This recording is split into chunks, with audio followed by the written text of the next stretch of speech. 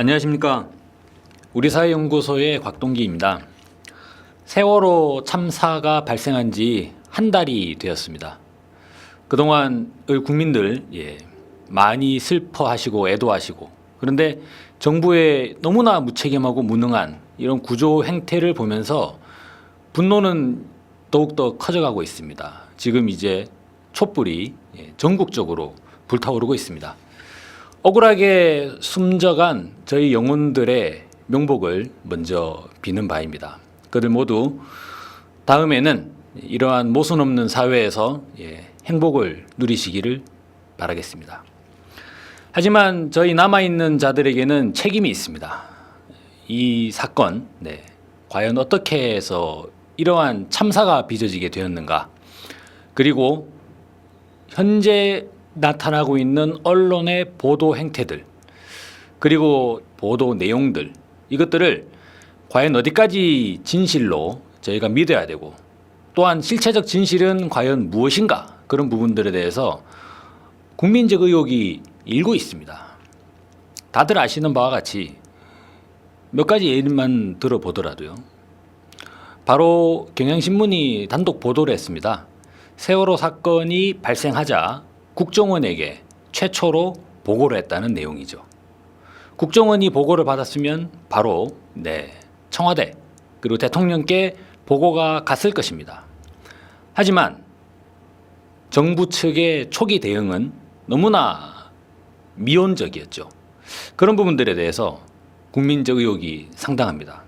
세월호 참사의 진실 한번 살펴보도록 하겠습니다.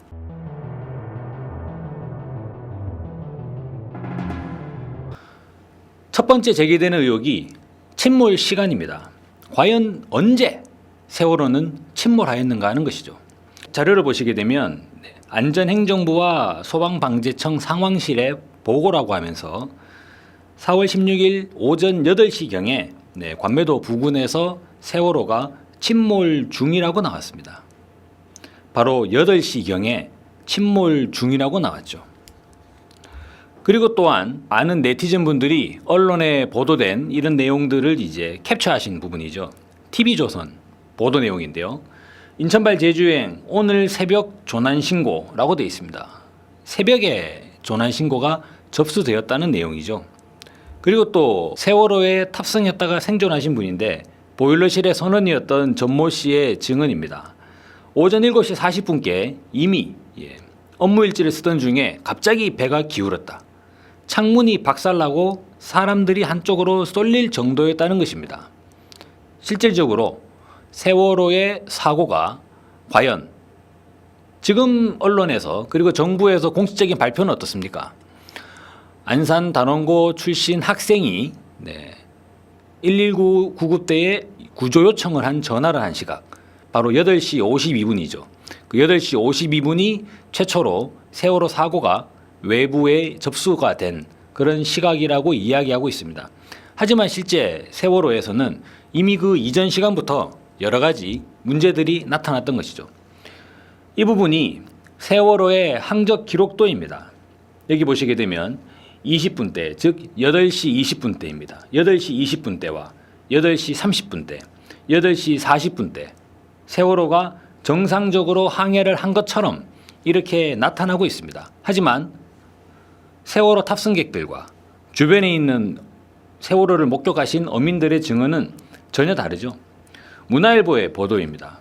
오전 7시 32분에 이미 진도 부근 해상에서 여객선이 침몰 중이다라고 보도를 했습니다. 그리고 속보죠. 침수 1시간 전에 이미 선체 이상이 감지되었다는 것입니다. 당시에 안산 단원고 학생의 초기 119 구조 통화 내역을 보게 되면 배가 가라앉고 있다, 배가 침몰하고 있다라고 하면서 옆에 있는 선생님을 이야기하게 되죠. 이 말씀은 어떤 부분이 되냐면 그 단원고 학생 혼자서 배의 이상을 느껴서 119에 전화를 한 것이 아닙니다. 학생이 너무나 이 사태가 심각하게 되는 것 같으니까 선생님에게 이야기를 했겠죠. 그리고 단원고 선생님이 그러면 119에 신고를 하자 이렇게 얘기가 돼서 신고를 했지 않겠습니까? 일반 승객이 이상을 느껴서 신고를 했던 시각이 8시 52분입니다. 그렇다면 세월호의 운행을 책임지고 있던 선원들, 선장과 선원들은 그보다 훨씬 더 이전 시간에 선체 이상을 감지했겠죠. 그리고 여기 보시게 되면 침수 1시간 전에 이미 선체 이상이 감지되었다는 그런 보도 내용이 있습니다. 주변을 지나던 현지 어민들도 사고 선박 즉 세월호가 아침 8시 전부터 해상에 서 있었다고 증언했습니다. 서 있었다. 아까 보시는 항적도에는 어떻습니까? 항적도를 보시게 되면 세월호가 8시 20분대와 30분대, 40분대에 걸쳐가지고 정상적으로 운행을 한 것처럼 나타나 있습니다. 하지만 진도의 어민의 증언은 전혀 다르죠. 최초 신고 시각보다 1시간 이전부터 해상에 서 있었다는 것입니다. 실질적으로 세월호의 침몰 시각에 대한 여러 가지 보도 내용들은 천차만별입니다. 여기 보시게 되면 4월 16일 오전 8시 32분에 조난 신고가 접수돼서 침수 중이다. 이런 이야기가 있죠. 과연 세월호는 언제부터 사고가 나기 시작했는가? 세월호 사고가 난 시간에 대한 여러 가지 내용들이 많이 있습니다. 많은 분들이 세월호 사고를 보는 우리 정부의 대응 행태가 너무나 무능하다고 입을 모으고 있습니다. 어째서 언제 침몰했는지도 모르느냐라는 그런 이제 질타인데요. 한 가지 살펴볼 부분은 언제 침몰했는지 모르는 것인가 아니면 침몰한 시각이 8시 52분으로 되어야만 하는 것인가 하는 부분에 대한 의혹을 지울 수 없는 것입니다. 왜냐하면 수많은 사람들의 증언과 여러 언론 기관들의 보도 내용이 있습니다. 8시 52분 이전에 이미 세월호가 이상이 있다. 그리고 침몰 중이다. 이런 보도 내용이 있지 않습니까? 증언 내용이 있고요. 목격 내용이 있습니다. 그런데 어떻게 해서 정부 측의 발표는 8시 52분, 즉 단원고 학생의 신고 시간이죠. 선장이나 선원들의 교신 내용, 뒤에서 말씀드리겠습니다만 그것도 전부 다 이제 편집된 의혹이 제기가 되고 있죠. 그런 부분들은 없이 승객이 8시 52분에 119에 전화를 하고 그 전화로부터 모든 구조활동이 시작되었다는 것입니다. 하지만 실질적으로 볼 때 그 이전부터 배가 이상했다면 여기 나온 내용처럼 그 이전부터 배의 이상이 감지가 되었다면 세월호 구조의 골든타임은 8시 52분부터 시작을 하는 것이 아니라 선체 이상이 발견된 그 시점부터 골든타임이 진행이 돼야지 이야기가 맞겠죠. 실질적으로 세월호의 골든타임은 저희들이 알고 있는 사건 접수 시각이라고 하는 8시 52분, 그 이전부터 선장과 선원들은 세월호의 이상 징후를 외부에 알렸을 가능성이 높지 않겠습니까? 그렇게 된다면 전체적으로 세월호 구조의 골든타임도 8시 52분부터가 아니라 그보다 훨씬 더 이전 시간부터 실질적인 골든타임이었다고 그렇게 볼 수 있을 것입니다.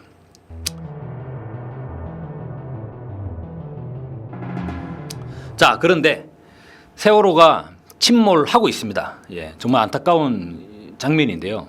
이 부분을 보시면 무언가 매우 커다란 의혹을 가지지 않을 수 없습니다. 무엇이냐면 세월호에 탑승된 승객이 현재 이것도 지금 확실하지 않죠. 정부가 지금 세월호에 몇 명이나 탑승하고 있는지 아직도 제대로 알고 있지 못하고 있는 상황인데요. 하지만 정부 측 발표는 476명이 탑승하고 있다고 합니다.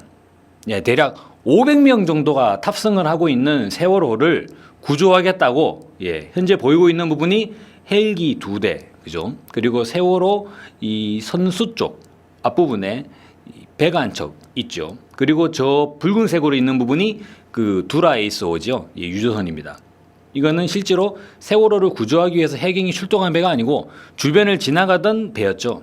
그렇다면 정부 측은 500명, 무려 500명이나 탑승하고 있고 승용차만 해도 한 150대 정도 된다고 하지 않습니까?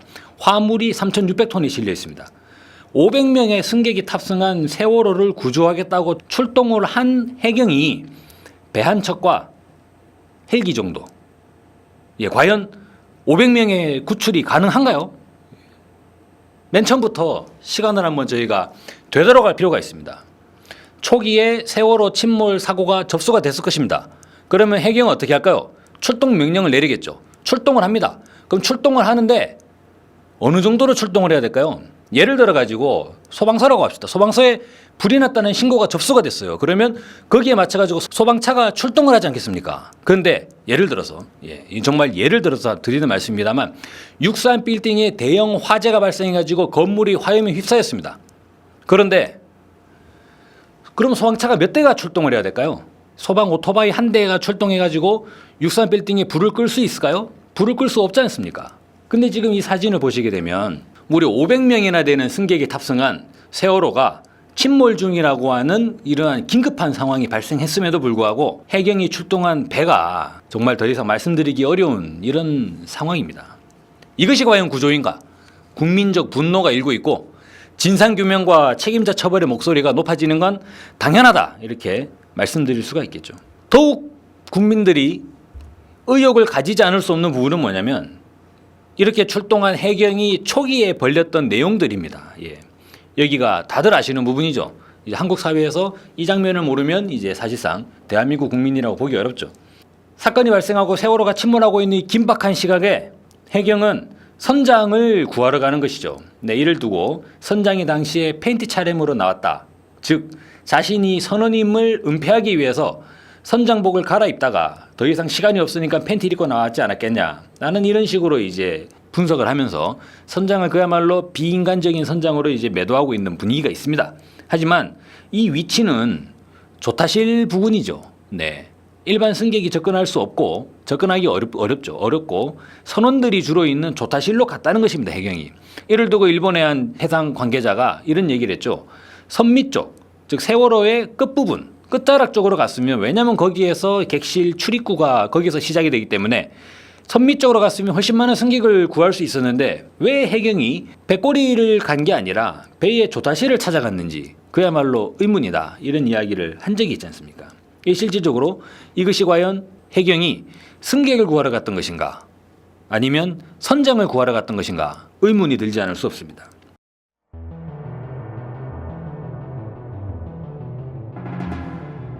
또한 더욱 놀라운 부분은요. 증거들이 삭제되고 있다는 것입니다.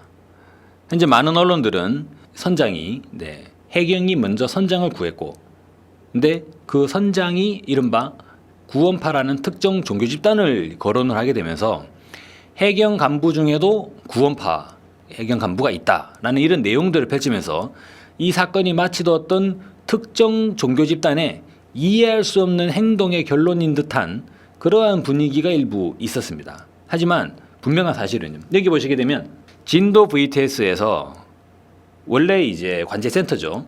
배들이 연안으로 접근을 하게 되면 연안에 있는 관제센터와 교신을 하게 되지 않습니까? 세월호도 진도 VTS와 교신을 하는 게 정상입니다. 하는 게 정상인데 처음에는 어떤 보도가 나왔습니까?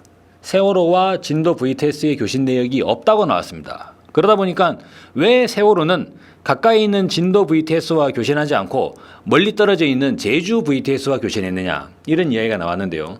차후에 진도 VTS에 교신한 내역이 나타났죠. 근데 문제는 뭐냐면 진도 VTS에서 교신 내역이라고 발표한 내용 중에 무려 36곳에서 비정상적인 소리의 단절이 발견되었다는 것입니다. 이를 두고 김어준의 KFC죠. 그 방송에서는 무엇이라고 얘기했습니까? 전체적으로 짧게는 0.3초짜리가 단락이 있는 구간도 있고 그래서 36곳의 소리 단절인데 이것을 다 합치면 약 150초가량 대략 230초가량의 소리의 단락이 있다. 즉 소리가 잘려나갔다는 것이죠. 진도 VTS 교신 기록이 왜 삭제가 되었는가. 이 사건이 아무리 이른바 구원파 세모그룹 유병헌 회장 있습니다. 하지만 그들이 과연 관제센터의 교신 기록까지 삭제할 수 있느냐 하는 것이죠. 여기 보시게 되면 의혹은 원래 선장은 기본적으로 피의자 신분이지 않겠습니까? 다시 말해서 범죄와 관련되었을 의심이 드는 자로서 신변이 확보돼야 되죠. 경찰 입장에서는. 그럼 그런 자들은 어떻게 확보가 되겠습니까? 이른바 긴급체포영장을 발부받든지 해서요. 유치장에 구금을 시켜서 신변을 확보해야 되죠. 그런데 해경은 정반대로 했습니다. 해경 수사관에 해경 간부의 집에 선장을 데려갔던 것이죠. 근데 더 놀라운 사실은 선장이 묵었던 그 아파트에서 4월 18일입니다. 4월 18일 오후 1시 15분부터 3시까지 2시간 가량의 아파트 CCTV 기록이 삭제되었다는 것입니다. 자, 과연 구원파가 그죠? 해경 수사관 아파트에 CCTV 기록도 삭제할 수 있는가? 아니면 해경이 CCTV 기록도 삭제하고 교신 기록도 삭제하고 그것이 과연 가능한 일일까요? 추가적으로 삭제되는 증거들은 더욱더 늘어나고 있습니다. KBS 9시 뉴스까지도 가고 있습니다. KBS 9시 뉴스에서는 당시 사건 당일이었죠. 4월 16일이었습니다. 선실 3곳에 물이 가득 차서 야간 수색을 계속하고 있는데 여기 보시면 분명하게 선실 3곳에 진입을 했지만 생존자를 발견하지 못했다라는 보도가 나왔습니다. 하지만 KBS는 이후에 이 보도를 오보라고 밝히면서 보도 내용을 삭제했었죠. 선실에 3곳에 물이 가득 찼다. 야간 수색을 계속하고 있다. 야간 수색을 계속하고 있다는 내용은 뭐 오보가 나올 수도 있습니다. 하지만 선실에 3곳에 진입을 했고 그 3곳에 물이 가득 찼다는 내용, 그리고 생존자를 발견하지 못했다는 내용, 이것이 아직까지 실제로는 세월호 내부에 잠수부들이 진입하지 못했는데 이것이 허위의 내용으로 실수로 잘못 보도된 것인가? 그럼 대체 어떤 이러한 실수를 누가 하느냐 하는 부분이 바로 문제가 제기될 수밖에 없습니다. 대표적인 유언비어지 않습니까? 정부는 수사하지 않고 있습니다. 이런 부분들이 신속히 밝혀져야 되지 않는가? 자, 살펴보시게 되면 KBS 보도 내용이 삭제가 되고 있습니다. 해경 간부가 살고 있다는 아파트 CCTV가 삭제가 되고 있습니다. 진도 VTS의 교신 기록이 삭제가 되고 있습니다. 더 나아가서는요, 세월호가 있었던 전체 선박이죠. 대한민국 전체 선박의 항적 기록이 자동으로 기록이 되는 대전 정보통합전산센터에서 일시적으로 장비가 오작동하는 사고가 일어나게 됩니다. 그때는 바로 4월 24일인데요. 연합뉴스가 보도했습니다. 4월 24일에 대전 정보통합전산센터에서, 그러니까 오퍼레이팅 시스템이 잘못됐다는 것이죠. 쉽게 말씀드리면 저희 이제 개인용 PC를 얘기 들면 윈도우가 고장났다는 것이죠. 그래서 컴퓨터를 다시 설치했겠죠. 윈도우가 고장이 났으면 윈도우 7이 예를 들어서 잘못된다. 그러면 윈도우를 지우고 윈도우 7을 다시 깔 수 있겠죠. 그래서 정부 측의 입장은 뭐냐면 OS를 복구한 것이기 때문에 안에 저장된 데이터 내용은 그대로 확보하고 있다. 이런 식으로 이제 발표를 했습니다. 다시 말씀드려서 윈도우를 다시 깔아도 하드디스크에 있는 데이터 자료는 그대로 유지가 된다는 내용이죠. 하지만 하드디스크에 있는 내용이 그대로 있는 것인지 아니면 OS가 다시 복구되는 과정에서 이건 정말 생각할 수 없는 의혹입니다. 반드시 수사에서 밝혀져야 되는 부분이죠. 잘못된 부분인지, 저장 장치가 변화됐을 가능성은 없는지 수사본부가 반드시 밝혀야 된다라고 생각을 합니다. 왜냐하면 세월호 침몰이라고 하는 초대형 참사가 빚어졌기 때문에 일말의 의혹도 없이 명명백백히 밝혀야 되지 않겠는가. 또한 세월호 사건과 둘러싼 이런저런 증거들이 계속적으로 삭제가 되고 있지 않습니까?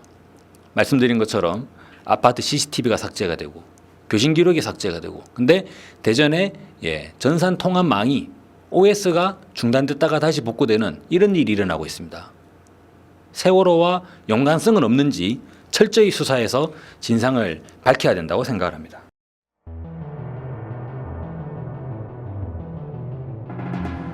사실 정부 측이 아직도 세월호의 정확한 탑승자 명단을 파악하지 못하고 있기 때문에 실종자가 몇 분인지도 현재로서는 추정일 뿐입니다. 대략적으로 300여 명이라고 말씀드릴 수밖에 없죠. 그렇게 많은 희생자가 나왔음에도 불구하고 사건이 한 달이 지나는 지금까지 단 한 명의 생존자도 구조하지 못하고 있습니다. 그 과정에서 침몰 이후에도 상당히 많은 이 문제들, 의혹들이 제기되는 것이죠. 그 중에 대표적인 예가 바로 이 언딘입니다. 언딘 마린 인더스트리라고 하죠. 해상 사고가 났습니다. 초대형 사고입니다. 누가 구조를 해야겠습니까? 그건 당연히 정부가 해야 됩니다. 국가의 역할이겠죠. 그렇기 때문에 박근혜 정부도 안전한 사회를 모토로 제시하면서 중앙재해대책본부를 비롯한 각 부처별로 세월호가 침몰했을 때 무려 6개의 정부 부처에서 대책본부가 나섰습니다. 그것은 무엇을 말하는 것입니까? 즉 세월호의 구조 그리고 세월호의 사후 수습이 기본적으로 정부의 몫이다라는 것이죠. 그런데 실제 구조의 활동은 정부가 주도한 부분이라기보다는 일개 민간업체에 불과한 언딘이라고 하는 이 업체가 주도한 것으로 나타나고 있습니다. 자, 여기 보시게 되면 이것이 김어준이 KBS에서 이야기했던 해수부 첫날 첫 번째 대책회의 내용이죠. 4월 16일 저녁 8시 30분입니다. 해수부 대책회의에서 아랫부분에 보시면 부산 소재 은진사 군안업체 의견으로 되어 있습니다. 인양용 체인 걸기 작업에 1개월이 소요될 것으로 예상된다라는 보도가 있고 그 이후에 바로 그날 새벽 1시 10분이죠. 인양 작업과 관련해서는 군안업체 계약이 했다고 나와 있습니다. 언딘사와 인양 작업과 관련해서 계약을 했다는 것입니다. 자, 배가 침몰한 것이 세월호가 완전히 침몰된 것이 오전 11시 18분경의 일입니다. 근데 이것은 지금 새벽 1시 10분으로 대략적으로 한 14시간 정도 지난 상황이죠. 그때 우리 국민들 어땠습니까? 에어포켓 가능성을 이야기하면서 생존자가 있을 수 있으니 한시바삐 한 명의 생존자라도 구출해야 된다는 것이 전 국민적 염원이었죠. 근데 그 시점에 바로 그 시점에 해수부의 대책회의에서는 어떤 내용을 논하고 있었는가? 인양 작업과 관련해서 언딘사와 계약을 했다고 되어 있습니다. 그리고 해상 크레인 3척을 수배했다고 이야기 나오죠. 이 부분 어찌하여 초대형 사고가 났는데 제대로 구조하기도 전부터 어떻게 특정업체, 언딘사라는 특정업체와 인양 작업을 계약할 수 있는가? 사실 이후에 수많은 민간 잠수사분들의 증언에 따르면 전체적인 구조가 해경과 언딘 위주로 그렇게 이루어졌다라는 내용들이 있죠. 그리고 JTBC 뉴스입니다. 시신 첫 발견도 언딘의 성과로 포장되었다는 그런 의혹을 보도하고 있습니다.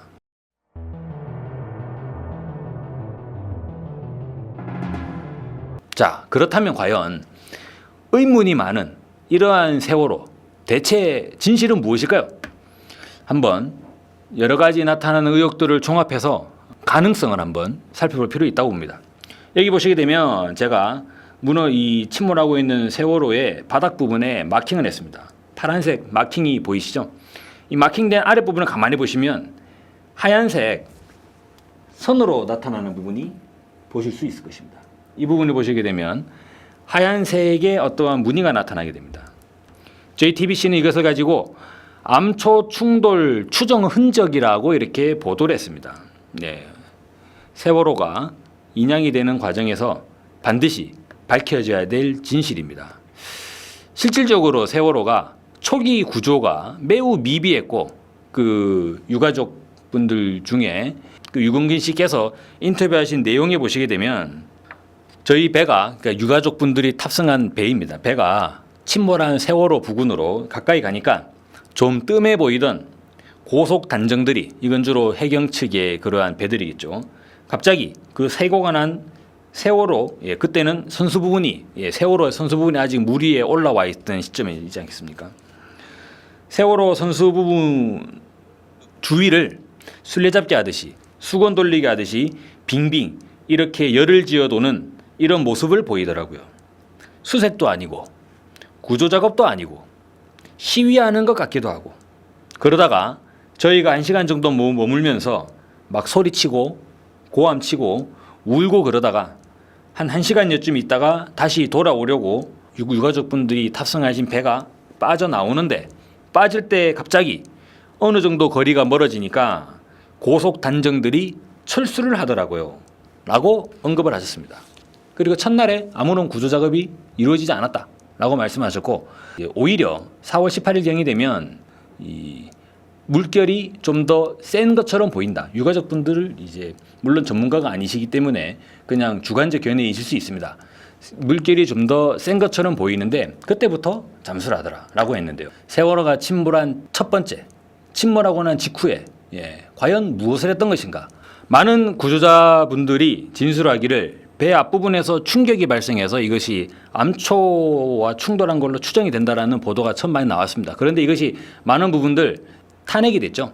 그렇게 된 내용에서는 당시에 맹골군도 주변에 암초가 없다라는 이러한 이제 어민분들의 증언도 있으시고, 또 무엇이 있냐면 컨테이너 박스가 한쪽으로 휩쓸리면서 나타난 소리가 아니겠느냐라는 내용이 있었습니다. 하지만 세월호를 가만히 보시면 세월호의 규모가 6,800톤급입니다. 6,800톤 규모의 커다란 배가 컨테이너 박스가 몇 개가 움직인다고 해서 그 배에 가하는 충격이 정말 예를 들어서 이제 컨테이너 박스들이 무더기로 움직여서 뭐 10톤, 20톤 내지는 50톤이 움직였다고 칩시다. 하지만 중요한 것은 세월호의 무게는 6,800톤이죠. 100톤짜리 컨테이너 박스가 움직인다고 하더라도 6,800톤, 100톤의 68배가 됩니다. 그렇게 무거운 중량의 세월호에 커다란 충격을 가하기에는 사실상 납득되기 어려운 부분이 있습니다. 그렇기 때문에 오히려 이러한 암초 추정이 계속적으로 생존자분들도 그렇고, 초기에 미국의 CNN 방송에서도 해양 전문가가 암초에 충돌했을, 암초 충돌이 아니라 무언가에 충돌했을 그러한 가능성을 제기하기도 했었죠. 이런 부분들에 대해서 반드시 밝혀져야 한다는 것입니다. 하지만 저희가 주목해야 되는 부분은 이것입니다. 군산 앞바다에서부터 배가 기울었다는 증언입니다. 이거는 속보로서 승무원의 보도로 나와 있는데, 이후에 알려진 바에 따르면 생존자분께서 인터뷰하신 내용이죠. 5월 9일 CBS의 김현정의 뉴스쇼에 생존자 서희근 씨께서 출연했습니다. 그분께서 뭐라 그러셨냐면, 사고 전날 세월호가 변산반도와 군산 앞바다를 지나던 중 갑자기 15도가량 기울었다가 바로 선 일이 있었다라고 하셨습니다. 사실 서희근 씨의 인터뷰 내용을 보시게 되면 약간 좀 이제 내용이 좀 복잡합니다.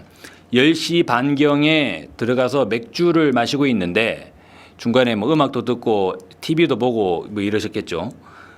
갑자기 배가 15도가량이 기울면서 탁자 위에 놓여져 있던 맥주 캔이나 이런 것들이 우당탕탕 하면서 한쪽으로 쏠려 나갔다는 것입니다.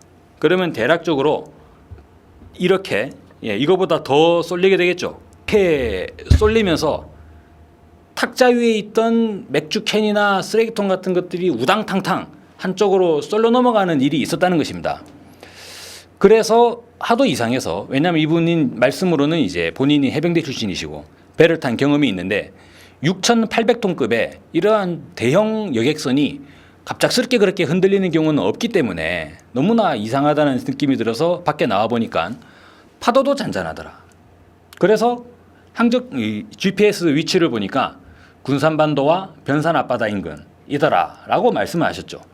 전체적으로 세월호의 항로를 보시게 되면 군산 앞바다는 전라북도이기 때문에요. 대략적으로 새벽 1시경에 군산 앞바다를 지났다는 것을 알 수 있습니다. 그때 이미 세월호가 15도가량이 기울었다고 하는 것입니다. 물론 세월호에 탑승했었던 이전 선장의 증언이 있습니다. 세월호 자체가 좀 뒤뚱거리는 배였다라는 말씀이죠. 그래서 배가 좀 불안하다라는 말씀을 이제 했다고 하는데요. 실질적으로 배가 불안하다고 하는 부분도 일정하게 움직이는 정도로 이야기하는 것이지, 6,000톤이나 되는 커다란 배가 15도씩이나 좌우로 기울어 가고 있는 상황에서 테이블에 있던 맥주 캔과 쓰레기통이 우당탕탕 소리를 내면서 한쪽으로 쏠려 나가는 상황에서도 그냥 배가 중심을 못 잡는다라는 말을 하겠는가? 그건 아니라는 것이죠. 세월호는 소형 쾌속정도 아니고요. 어떠한 전투 태세를 갖추는 그런 군함도 아니죠. 여객선입니다. 안정을 최우선시하는 것이죠. 왜? 승객들이 멀미를 하시면 배가 운항을 못하지 않겠습니까? 야, 저 세월호 저거 멀미 심해가지고 난 도저히 못하겠다. 그렇게 되면 장사를 할 수 없는 것입니다. 흔들려서 안 되는 세월호가 갑자기 15도가 흔들렸다고 하는 부분은 조타의 실수, 파도의 원인, 외부에서 충돌일 가능성이 매우 높습니다. 그런 부분들에 대해서 엄정한 수사가 이루어져야 되지 않는가. 의혹이 밝혀져야 된다. 강력하게 좀 요구를 하는 바입니다. 그러다 보니까 군산에서부터 이미 배 이상은 있었지 않았는가라는 의혹이 제기되는 것이죠. 그러다 보면 군산에서의 이 배의 이상은 선장과 선원들이 알고 있을 가능성도 배제할 수 없습니다. 그러다 보니까 선장이 사고 이전에 진도 수역에 도달하기 이전부터 외부에다가 교신했을 가능성이 있습니다. 이를테면 군산 앞바다에서 일정한 사고가 났으면 군산항으로 들어가든지요. 아니면 선내 안내 방송을 하든지요. 하지만 군산항으로 중간에 돌아가게 되면 그 화물 수송의 사고, 막대한 사고가 일어나게 되죠. 그리고 승객의 운임료 환불, 이러한 문제들이 제기가 될 것입니다. 그리고 또한 경향신문 보도처럼 사고 나고 맨 처음에 국정원으로부터 보고가 갔는데 국정원의 입장에서도 이 사건을 제대로 주시할 필요가 있었겠죠. 이러저러한 이유로 인해 가지고 세월호가 제주로까지 완주를 제주항으로 그대로 가자고 하는 결정을 내렸을 가능성은 없는가? 왜냐하면 선장의 선원들의 이러한 이제 세월호 운항에 대한 이런 입장들이 외부와 공조가 있어서 가능성이 배제할 수 없는 것입니다. 왜냐하면은 이후에 어떻습니까? 해경이 선원들부터 구하지 않습니까?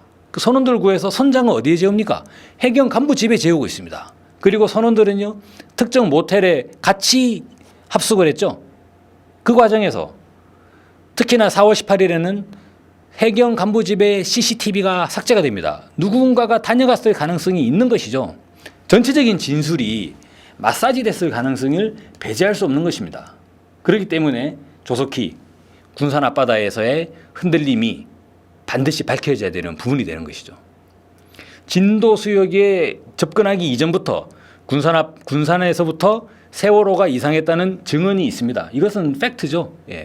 이 증언에 대한 수사가 반드시 이루어져야 됩니다.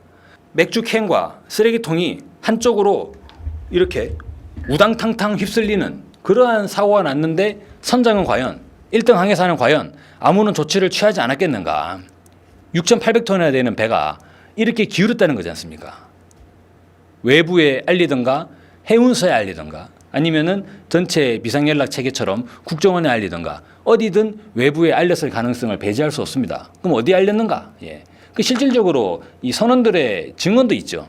배가 완전히 기울어서 탈출하던 과정에서 선장은 계속 밖에서 핸드폰 통화를 했다고 하지 않습니까? 뭐 해운사 측과 핸드폰 통화를 했다라고 이야기 나오고 있죠. 그리고 해운사에서는 문자 메시지로 국정원에 보고를 했다 이런 이야기가 나오고 있습니다. 9시 10분경에 보고를 했다고 그러죠. 전체적으로 이러한 진술 내용들이 선장이 맨 먼저 이 신변이 확보가 된 것이죠. 확보가 돼서 해경 간부 집에 묵으면서 CCTV를 끄면서까지 그 기간에 어떠한 일이 있었는가 반드시 규명이 돼야 됩니다. 실질적으로 이제 세월호 참사는 군산 앞바다에서부터 발생한 이상 징후가 점점 더 누적이 되면서 진도 수역에 와서는 더 이상 돌이킬 수 없는 상황으로까지 발생했을 가능성이 있습니다. 그래서 실제로 보면 맹골 군도를 돌아서 이제 우회하는 항로가 정상적인 항로라기보다 일반적인 항로죠. 일반적인 항로인데 세월호는 특이하게도 맹골 수도를 가로지르는 일종의 지름길이죠. 지름길을 택했습니다. 그리고 이건 뭐 항전 기록에 대한 내용입니다만요. 통상적인 운항 속도였던 17에서 18노트보다 훨씬 더 빠른 21노트, 즉 세월호가 낼 수 있는 최대 속도로 맹골 수도를 진입을 했다는 것이죠. 21노트면 대략 시속 39km 정도가 되는데요. 시속 39km의 속력으로 매우 빠르게 그것도 지름길을 이렇게 택했던 이유는 무엇인가?